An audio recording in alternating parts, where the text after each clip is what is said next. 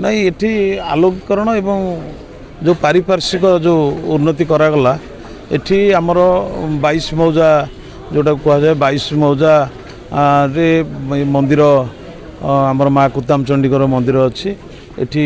किसी लोक भी अरगटा मंदिर कहती कुताम चंडी आउ कि लोक 22 मौजार मंदिर कपासी मंदिर विभिन्न भाव में करती एठी सब बेले आप देखिए एठी चुली केवे लिभेनि जार मानसिक थी लोक एमती खुशी भी आसिक माँ पाखे रोषे करते ये आइंस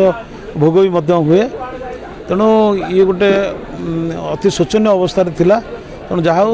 सरकार भी यहाँ 2 कोटी 30 लाख टंका अनुदान देते ताकू छाड़िकी यहाँ आम ब्लॉक रो पैसा मोर एमएलए पैसा एमती मिसेक आम यहाँ को डेवलपमेंट करेलु ये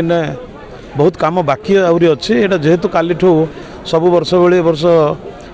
यात्रा हम तेणुक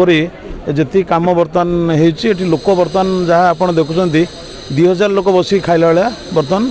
होती गोटे खाइबा घर भी सेपटे या पानी व्यवस्था कराई शौचालय नथिला शौचालय करा तेणु या द्वारा कौन हम लोक मैंने निर्बंध भी करती बाहागर भी होती निर्बंध व्रतघर जे जहाँ गोटे मांगलिक कार्य ये हुए लोक सुरक्षित करेंगे से अनुसार डेवलपमेंट काम कराई नहीं ये बहुत बड़ा खुशी विषय ये केवल आम मोर जन्ममाटी न विधायक निजर गाँ एवं यू विकासर धारा आरंभ हो आम समस्ते चाहूँ केवल विधायक गाँ दृष्टि ये मंदिर विकास होनी ये आम 22 मौजा धोया 22 मौजार जो प्रतिष्ठित देवी माँ कुताम चंडींगर पीठ एठी